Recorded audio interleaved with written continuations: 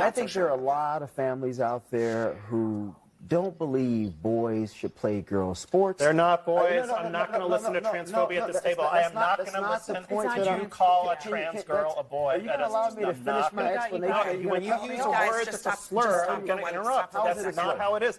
They're not boys. They're not boys. They're not playing girls' softball. I'm not going to sit there and listen to that. Let's reset for a second because, look, this is a really heated issue, right? And Sharmichael, I know you. I know that you understand that people have different views on this. I think out of respect for Jay, like, let's try to talk about this in a way that is respectful. Okay, so let me rephrase this since I'm being targeted here. I don't you're not, just to be clear, you are not being targeted. I am, but it's okay. I'm specifically saying that I know that you are not intending to be transphobic. He should know that I'm not intending. He wants to sit here and bloviate. I'm saying you're using a phrase I want to that give you you an know. opportunity. So the way regular people interpret it, that's not regular people. That's not regular people. There's no consensus that these are actually boys. This whole thing about trans girls is a canard.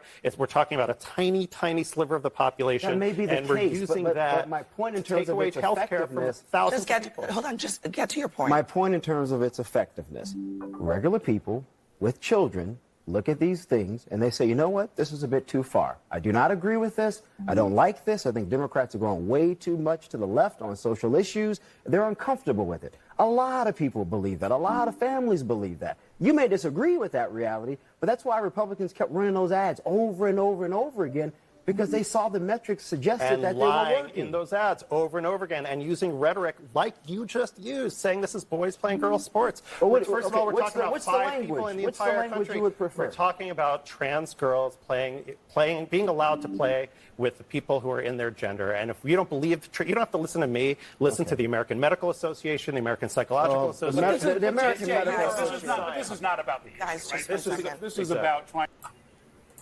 It sounds to me, Dan, like you do actually hate Jewish people. No, I believe that Jewish supremacy is the greatest threat to the world today. I look at what they're doing in the media. They're pushing this transgender nonsense. I mean, and they did it in Germany. The first transgender clinic was opened by a Jewish guy. And I don't like this perversion pushed on our children. I don't like the fact that 9-year-olds are reading about homosexual acts. I don't like that drag queens are reading them in schools. I don't like that Kamala Harris wants to pay for sex changes in prison so that men can turn into women and women can turn into men. And I don't like the fact that he's putting in, men into women's prisons, male rapists into women's prisons because they identify as women. I mean, it's just nonsense. I don't like, men beating up women in boxing and sports. I think it's all nonsense. And I think it's leading to a degradation of moral fiber. And if left unchecked, I think it's going to ruin the world. But again, you're blaming Jewish people. Why? Because they're pushing this. What do you mean they're pushing it? What are you talking about? Well, I mean, they're controlling the media. I mean, the DEI is being pushed by BlackRock. BlackRock's execs are all Jewish. You look at where this is coming from. It's not a surprise. Dan, all the Disney execs are Jewish. Dan, they're pushing it on children. Right, do you accept? Then the third point, which was psychologically the most dangerous of all, they have introduced into German art and culture and theater and movie decadence, immorality. The first homosexual theaters, plays, were made in Berlin in the 1920s.